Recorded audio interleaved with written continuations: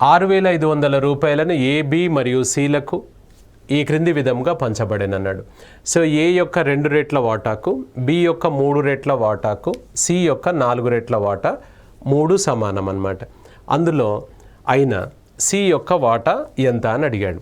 So ఎప్పుడైనా కూడా ఒక అమౌంట్ అంటే అది ఎంతైనా కావచ్చు, ఒక అమౌంట్ డిస్ట్రిబ్యూట్ చేయాలంటే మనకు రేషియో కానీ దానికి సంబంధించిన క్లూస్ కానీ మనం ఇవ్వాలి, లేకపోతే వివరం చేయలేం లెక్క.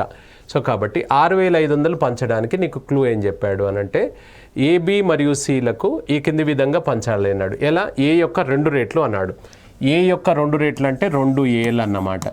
నెక్స్ట్ ఏం చెప్పాడు? బి యొక్క 3 రేట్లు అన్నాడు. బి యొక్క 3 రేట్లు, సో 3 రేట్లు 3 టైమ్స్ ఆఫ్ బి అన్నమాట. నెక్స్ట్ సి యొక్క 4 రేట్లు, 4 రేట్లు అంటే 4 టైమ్స్ ఆఫ్ సి. ఈ 3 సమానము అన్నాడు. ఈ 3 సమానం అన్నాడు. అయినా సి వాటా ఎంత అన్నాడు. ఇంతకుముందు రాగా మనం ఫస్ట్ బేసిక్స్లో చూసినప్పుడు ఇలా ఇచ్చినప్పుడు డైరెక్ట్గా ఏం చెప్పాం? 2, 3, 4 కాసాగు తీసుకోవాలి అని అన్నాం. సో 2, 3, 4లకు కాసాగు తీసుకోవాలి. అప్పుడు ఎంత అవుతుంది? ఎల్సిఎం 12 అవుతుంది. ఇంతకుముందు చేసాం లెక్క, మీరు చూడండి. సో ఇప్పుడు మనం 12 ఇదే నెంబర్ చేసాం మనం. 12/2 ఫస్ట్ పర్సన్ అవుతాడు, 12/3 second person ratio, 12/4 third person. ఇది 6 టైమ్స్, ఇది 4 టైమ్స్, ఇది 3 టైమ్స్.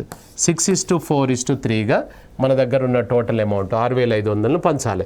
అప్పుడు మొత్తం భాగం ఎంత అవుతుంది? 6 + 4 10 + 3 ఎంత? 13. 13 భాగాలకు 6,500 అన్నమాట.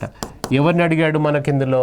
సి వాటా ఎంత అన్నాడు. సి వాటా ఎంత అంటే సి ఎంత ఉన్నాడు? 3. 3 భాగాలకు ఎంత? క్రాస్ మల్టిప్లై చేయండి. ఎప్పుడైనా అర్థమెటిక్లో క్రాస్ మల్టిప్లై పని చేయని లెక్కే ఉండదు, అన్ని క్రాస్ మల్టిప్లై పని చేస్తుంది. సో ఇప్పుడు ఇది 3 × 6,500 / 13.